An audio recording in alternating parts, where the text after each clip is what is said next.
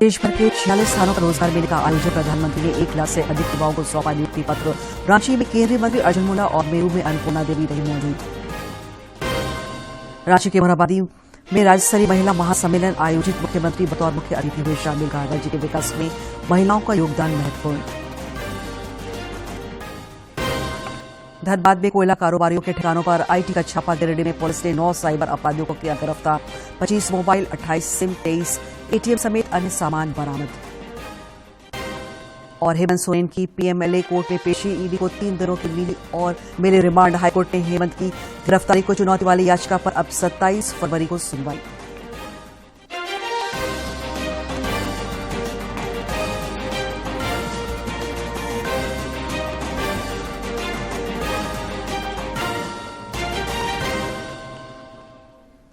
नमस्कार, खबरी झारखंड में आपका स्वागत है। मैं हूं दिव्या और अब समाचार विस्तार से। रांची समेत देश भर के 46 स्थानों पर आज देशव्यापी रोजगार मेले का आयोजन किया गया। इस दौरान प्रधानमंत्री नरेंद्र मोदी ने वर्चुअल माध्यम से 1 लाख से अधिक नव चयनित युवाओं को नियुक्ति पत्र सौंपा। इस दौरान प्रधानमंत्री ने कहा कि उनकी सरकार ने भर्ती की समूची प्रक्रिया को पूरी तरह पारदर्शी बनाया है और भर्ती प्रक्रिया को निर्धारित समय सीमा में पूरा करने का काम किया जा रहा है, ताकि प्रत्येक व्यक्ति को अपनी अपनी क्षमता प्रदर्शित करने का समान अवसर मिल सके। और वर्चुअल रेड कारपेट के साथ 1 लाख युवा सरकार के कामकाज के सहभागी बन गए।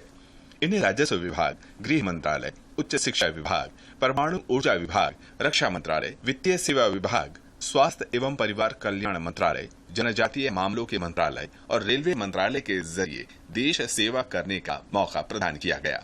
पीएम मोदी ने सरकारी नौकरी में शामिल हुए 1 लाख युवाओं को बधाई दी। उन्होंने कहा कि साल 2014 के बाद से ही सरकार का प्रयास है कि नौजवानों को भारत सरकार के साथ जोड़कर उन्हें राष्ट्र निर्माण का सहभागी बनाया जाए। हर युवा के मन में विश्वास है कि वो कड़ी मेहनत और अपनी प्रतिभा के दम पर अपनी जगह बना सकता है। 2014 के बाद से ही हमारा प्रयास रहा है कि नौजवानों को भारत सरकार के साथ जोड़कर उन्हें राष्ट्र निर्माण का सहभागी बनाएं। पहले की सरकार ने अपने 10 साल में जितनी सरकारी नौकरियां दी थी, उससे लगभग 1.5 गुना ज्यादा सरकारी नौकरी भाजपा की सरकार ने अपने 10 साल में दी है। मौजूदा सरकार ने नौकरी के लिए विज्ञापन जारी होने से लेकर नियुक्ति पत्र देने की व्यवस्था को पारदर्शी बनाया है। यहाँ तक कि युवाओं को सरकार में नौकरी देने की प्रक्रिया को तेज गति से चलाया भी जा रहा है। पहले की सरकारों में नौकरी के लिए विज्ञापन जारी होने से लेकर नियुक्ति पत्र देने तक बहुत लंबा समय लग जाता था। इस देरी का फायदा उठाकर उस दौरान रिश्वत का खेल भी जमकर होता था। हमने भारत सरकार में भर्ती की प्रक्रिया को अब पूरी तरह पारदर्शी बना दिया है। इतना ही नहीं, सरकार का बहुत जोर है कि भर्ती प्रक्रिया एक तय समय के भीतर पूरी कर ली जाए। इससे हर युवा को अपनी योग्यता साबित करने का समान अवसर मिलने लगा है। पीएम मोदी ने कहा कि रोजगार मेले के द्वारा भारतीय रेलवे में नियुक्तियां हो रही हैं। भारतीय रेलवे आज एक बहुत बड़े परिवर्तन के दौर से भी गुजर रहा है। उन्होंने कहा कि देश में जब भी कनेक्टिविटी का विस्तार होता है तो उसका प्रभाव एक साथ कई चीजों पर पड़ता है। कनेक्टिविटी बेहतर होने के साथ नए बाजार बनते हैं, पर्यटन स्थलों का विकास होता है, जिससे नए बिजनेस तैयार होते हैं और रोजगार के लाखों नए अवसर बनते हैं। कार्यक्रम के दौरान नई दिल्ली में एकीकृत परिसर कर्मयोगी भवन के प्रथम चरण की आधारशिला भी रखी गई। यह परिसर मिशन कर्मयोगी के विभिन्न हिस्सों के बीच सहयोग और तालमेल विकसित करेगा। Bureau report, DD news. देश भर के कई स्थानों पर आज एक साथ प्रधानमंत्री रोजगार मेला का आयोजन कर 1 लाख से अधिक युवाओं को नियुक्ति पत्र प्रदान किया गया। इसी क्रम में रांची स्थित सीआरपीएफ ग्रुप केंद्र में भी रोजगार मेला आयोजित हुआ, जहां केंद्रीय मंत्री अर्जुन मुंडा ने 42 युवाओं को नियुक्ति पत्र दिया। केंद्र में भी प्रधानमंत्री रोजगार मेला आयोजन हुआ, जहां केंद्रीय मंत्री अर्जुन मुंडा ने 42 युवक युवतियों को नियुक्ति पत्र सौंपा। पत्रकारों से बातचीत में केंद्रीय मंत्री ने कहा कि जो भी युवा नौकरी पा रहे हैं वे मिशन कर्मयोगी का हिस्सा होंगे और देश के विकास में अपना योगदान देंगे। माननीय प्रधानमंत्री जी ने 1 लाख से अधिक लोगों को रोजगार उपलब्ध कराते हुए मिशन कर्मयोगी के माध्यम से आह्वान किया कि आप केवल एक रोजगार के साथ नहीं जुड़े, बल्कि आप जुड़े हैं देश में कर्मयोगी के रूप में कार्य करते हुए देश को आगे बढ़ाने के लक्ष्य में अपना योगदान दें। श्री मुंडा ने बताया कि केवल केंद्रीय जनजातीय मंत्रालय अगले 6 माह के भीतर 40,000 युवाओं को नौकरी देगा, जिसकी पहली कड़ी के रूप में आज 10,000 युवाओं को नौकरी दी जा रही है। उन्होंने एकलव्य मॉडल आवासीय विद्यालय के महत्व पर भी प्रकाश डाला। ट्राइबल अफेयर्स के माध्यम से पहली बार इस तरह का आयोजन हो रहा है, जहां लक्ष्य से लेकर 40,000 शिक्षकों की नियुक्ति हो रही है, जिसमें 10,000 की आज नियुक्ति पत्र दी जा रही है। झारखंड कर्मचारी चयन आयोग के पेपर लीक मामले को उन्होंने युवाओं के भविष्य के साथ खिलवाड़ बताया और कहा कि इस पर राज्य सरकार को विशेष ध्यान देने की जरूरत है। उन्होंने बताया कि इसी को ध्यान रखते हुए संसद में एक बिल भी पास किया गया है। तो पेपर लीक से संबंधित है। एक युवा मेधावी छात्र जब ऐसे अवसरों पर वंचित होकर के किसी न किसी तरीके से लीक के माध्यम से इस तरह के जिसे कहा जाए कि कुछ लोगों के निजी स्वार्थ को लेकर के एक मेरिट कंप्रोमाइज हो जाता है, तो उससे विद्यार्थी को ही नहीं देश को भी नुकसान। देश भर के 1 लाख से अधिक युवाओं और उनके परिजनों के लिए यह स्वर्णिम पल था जब प्रधानमंत्री रोजगार मेला के मौके पर उन्हें विभिन्न पदों पर सरकारी नौकरी का नियुक्ति पत्र दिया गया। इसको लेकर देश के कई स्थानों पर कार्यक्रम आयोजित हुआ। देश के युवाओं को रोजगार उपलब्ध कराने की दृष्टि से आज का दिन काफी महत्वपूर्ण साबित हुआ। रांची से अवधेश गौतम की रिपोर्ट। प्रधानमंत्री नरेंद्र मोदी की पहल पर अखिल भारतीय स्तर पर रोजगार मेला के क्रम में आज हजारीबाग बीएसएफ नेहरू कैंप में भी रोजगार मेले का आयोजन हुआ, जिस दौरान केंद्रीय शिक्षा राज्य मंत्री अन्नपूर्णा देवी ने अभ्यर्थियों को नियुक्ति पत्र प्रदान किया।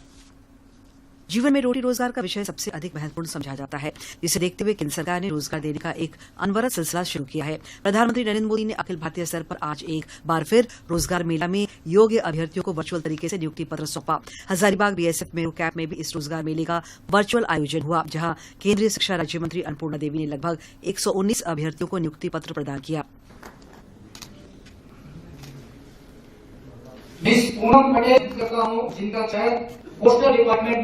इस दौरान प्रधानमंत्री नरेंद्र मोदी ने वर्चुअल संबोधन में कहा कि केंद्र सरकार पारदर्शी तरीके से योग्य अभ्यर्थियों को रोजगार उपलब्ध करा रही है। उन्होंने नौकरी पाने वाले युवाओं को भविष्य की शुभकामनाएं दी, साथ ही विकसित भारत के निर्माण में योगदान का आह्वान किया।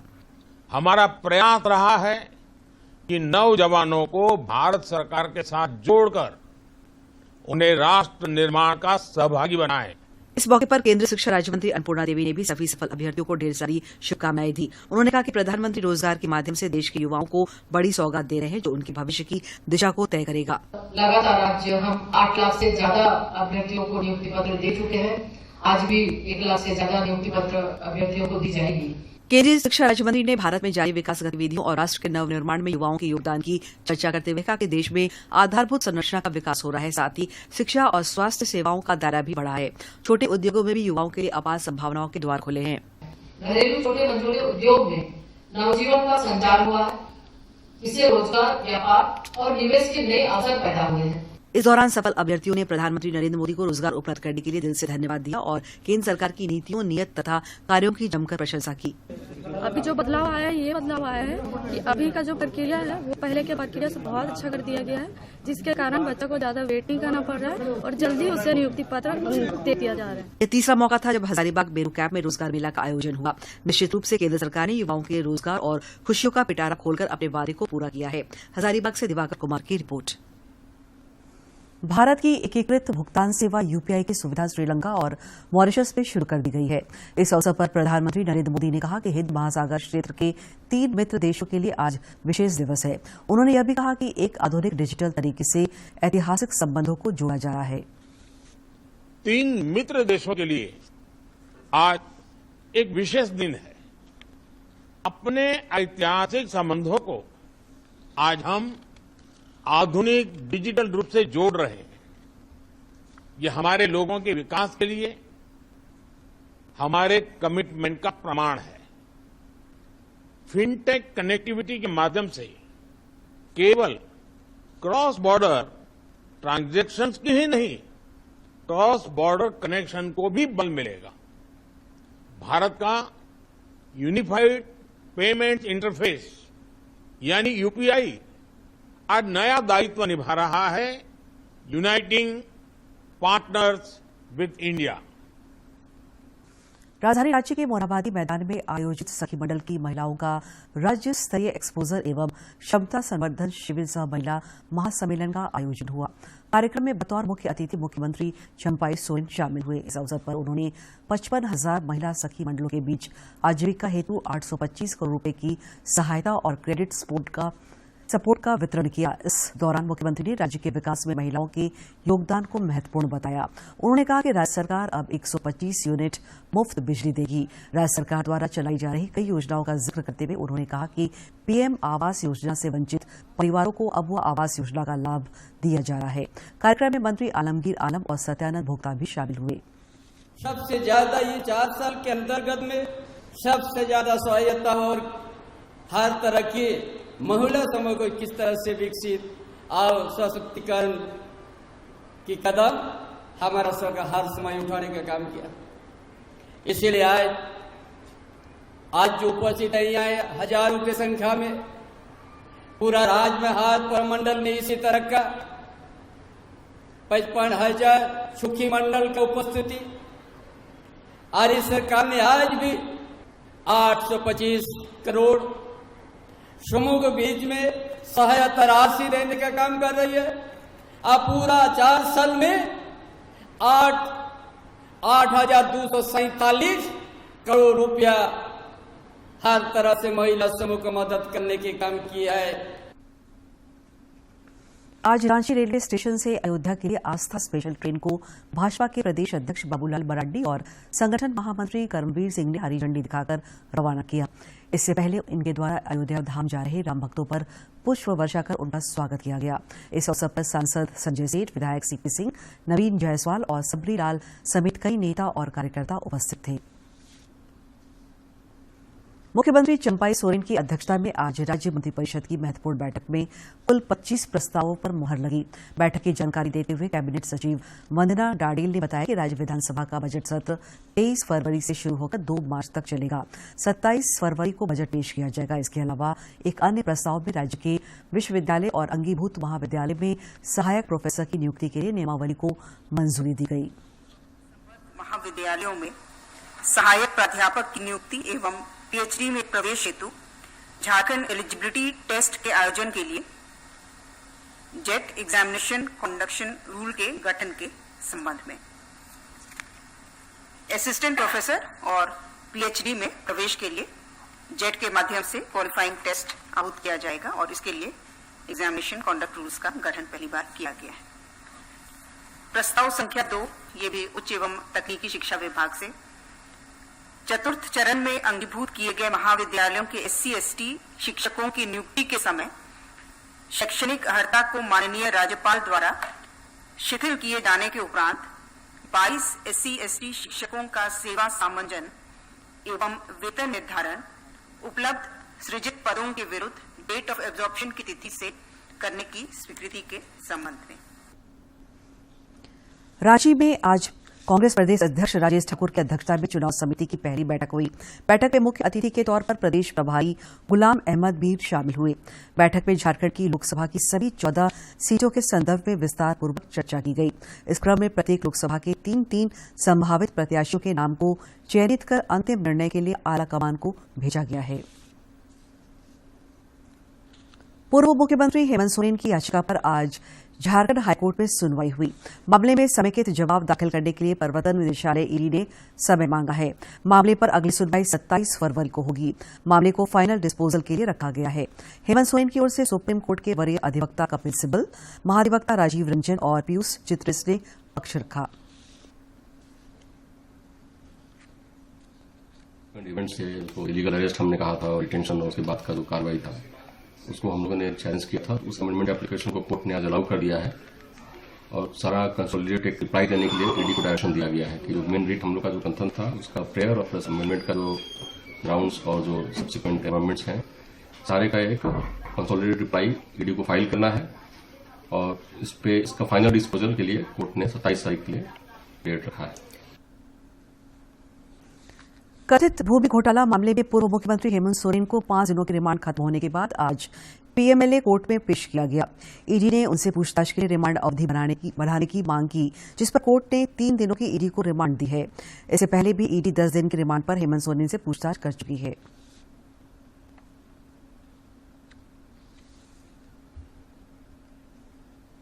किया जा रहा है ईडी के द्वारा उस सारे फैक्ट्स न्यायालय ने बताया कि बहुत सारे फैक्ट्स अभी बाकी है, बहुत सारी जानकारियां हासिल करनी बाकी है, कुछ नए चीज आए हैं, वो सब इनको और भी रिमांड की आवश्यकता है।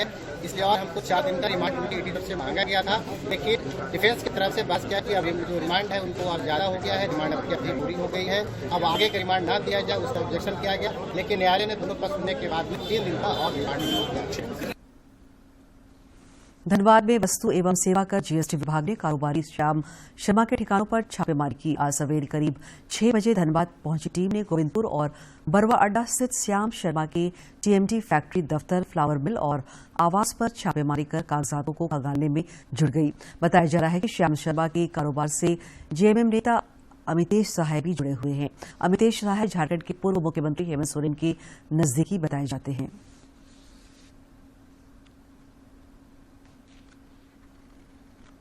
केंद्रीय मंत्री अर्जुन मुंडा ने कतर से भारतीयों की सकुशल वापसी के लिए प्रधानमंत्री मोदी का साधुवाद किया है। जैसा कि आपको मालूम है कि कुछ माह पूर्व कतर की सरकार ने कुछ भारतीयों को गिरफ्तार कर उन्हें मौत की सजा सुनाई थी, लेकिन प्रधानमंत्री नरेंद्र मोदी की सार्थक पहल और उच्च कोटि की डिप्लोमेसी के कारण न सिर्फ उन भारतीयों की सजा माफ हुई बल्कि उनकी घर वापसी भी हुई है। रांची में एक कार्यक्रम के दौरान मीडिया से मुखातिब केंद्रीय मंत्री अर्जुन मुंडा ने कहा कि देश के सामने ऐसा यह पहला अवसर नहीं है, बल्कि कोरोना की विभीषिका के दौरान और रूस और यूक्रेन के युद्ध के बीच भारतीयों को वापस स्वदेश लाकर केंद्र सरकार ने विदेशी कूटनीति का उच्च कीर्तिमान स्थापित किया है। वो सारे अब उसमें से अधिकांश सारे लोग लगभग वापस आ चुके हैं। फांसी की सजा मिलने के बाद जिस तरीके से भारतीय पक्ष को माननीय प्रधानमंत्री जी ने संवाद के माध्यम से रखा, यह संभव हो सका कि ऐसे लोग जिनको कतर गवर्नमेंट ने फांसी की सजा दे दी थी उससे वो मुक्त हो गए और कई लोग दिल्ली पहुंच गए हैं। तो ये जो एक डिप्लोमेसी है भारत का, ये माननीय प्रधानमंत्री जी के नेतृत्व में। विधायक सरयू राय ने मुख्यमंत्री चंपाई सोरेन को पत्र लिखकर स्वास्थ्य विभाग में हो रहे भ्रष्टाचार एवं अनियमितताओं के विरुद्ध कार्रवाई करने की मांग की है। पत्र में उन्होंने लिखा है कि निवर्तमान मुख्यमंत्री हेमंत सोरेन को भी उन्होंने कई बार लिखित और मौखिक रूप से तमाम सबूतों के साथ इसकी जानकारी दी थी, लेकिन पता नहीं क्यों उन्हें कार्रवाई नहीं की। उन्होंने मुख्यमंत्री से अपील करते हुए कहा कि यह सरकार इस विषय को गंभीरता से लेगी और दोषी अधिकारियों पर अवश्य कार्रवाई करेगी।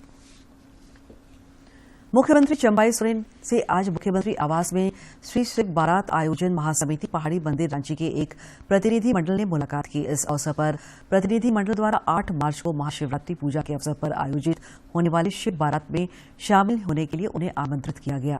मौके पर मुख्यमंत्री ने सदस्यों से महाशिवरात्रि के अवसर पर आयोजित होने वाले श्री शिव बारात के आयोजन के लिए की जा रही तैयारियों की जानकारी ली। साइबर अपराधियों के खिलाफ चलाए जा रहे राज्यव्यापी अभियान में आज पुलिस को फिर सफलता मिली। गिरिडीह पुलिस ने गुप्त सूचना के आधार पर विभिन्न थाना क्षेत्रों से 9 साइबर अपराधियों को गिरफ्तार किया है।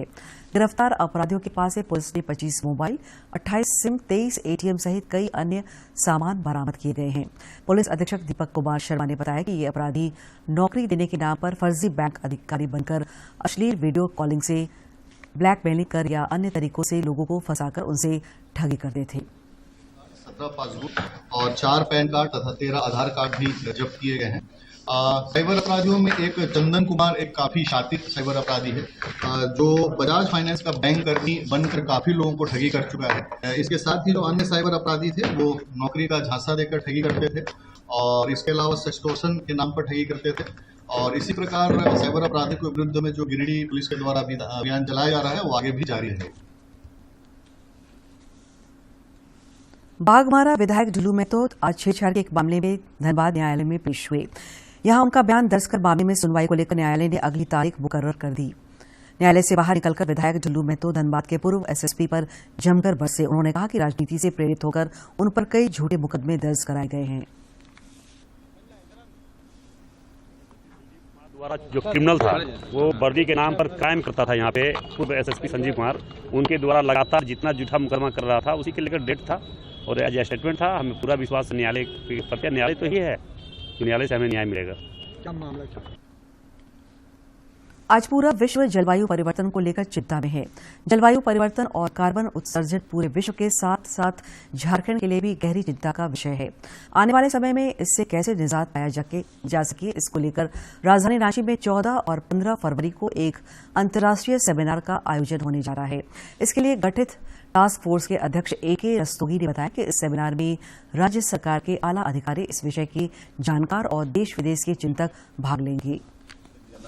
उसके लिए अपने को कैसे प्रिपेयर करेंगे, इंडस्ट्री को क्या सपोर्ट दे सकते हैं, क्योंकि हम एंटी डेवलपमेंट, भाई अगर सबसे आसान काम है जैसे कोविड हुआ बंद कर दीजिए तो वो तो कोई डेवलपमेंट नहीं है ना, वो तो एक महामारी थी। तो अगर कार्बन फुटप्रिंट कम करना है, जलवायु परिवर्तन को कंटेन करके रखना है और टेम्परेचर बढ़ने नहीं देना है, तो हम लोग को काम करेंगे, मिल के काम करना है और सब मिलकर एक नया रोड मैप बना रहे हैं कि झारखंड फ्यूचर रेडी कैसे बन सके।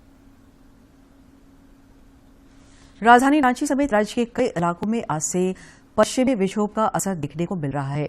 मौसम विज्ञान केंद्र रांची के वैज्ञानिक अभिषेक आनंद ने बताया कि आज से आगामी 15 फरवरी तक राज्य के उत्तरी, मध्य और उत्तर पूर्वी भागों के कई इलाकों में वज्रपात के साथ हल्के से मध्यम दर्जे की बारिश की संभावना है। इसे लेकर मौसम विज्ञान केंद्र ने येलो अलर्ट जारी किया है।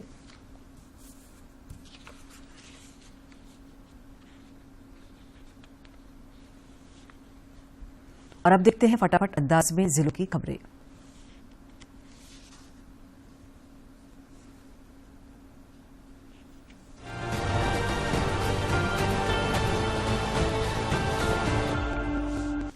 आजसू पार्टी के केंद्रीय अध्यक्ष सुदेश कुमार महतो का चलता जाने के क्रम में हजारीबाग के बिरसा चौक स्थित पुराना बस स्टैंड के पास भारी स्वागत किया गया। इस दौरान श्री महतो ने कहा कि 2024 में राज्य में एनडीए की स्थिर सरकार बनेगी और भ्रष्टाचार मुक्त प्रशासन स्थापित होगा। राज्य में कोयला सहित अन्य खनिजों के व्यापार में 8872 व्यापारी लगे हैं। खान विभाग से खनिजों के व्यापार के लिए कुल 14,204 व्यापारियों को खनिज की खरीद बिक्री का लाइसेंस। अंत में मुख्य समाचार एक बार फिर।